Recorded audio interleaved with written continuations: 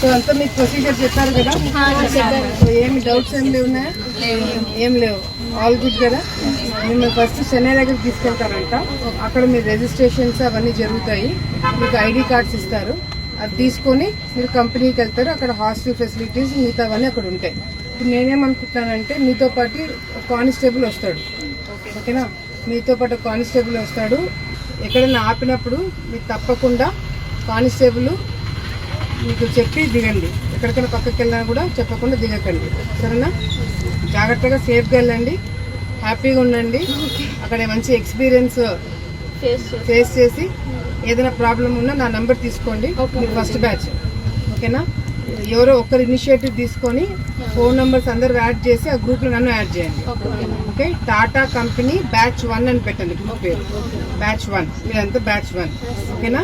So నన్ను కూడా దాంట్లో యాడ్ చేయండి.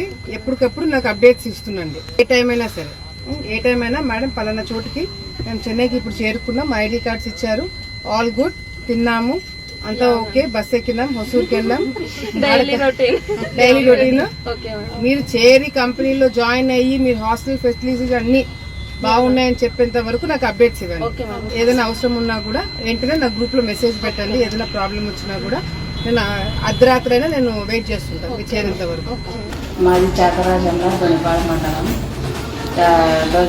నారా లోకేష్ గారి బర్త్డే నాకు వచ్చి చార్మేర జరిగింది. మా పిల్లలు సెలెక్ట్ అయ్యారు. మా పిల్లలకు అట్లనే గారు ఇట్లా పంపించినారు. మేము చాలా సంతోషంగా ఉన్నాము. మాకు ఇంకా ఎంతోమంది పిల్లలు పోవాలా, బాగా భవిష్యత్తులో వాళ్ళు బాగా ఎదగాల.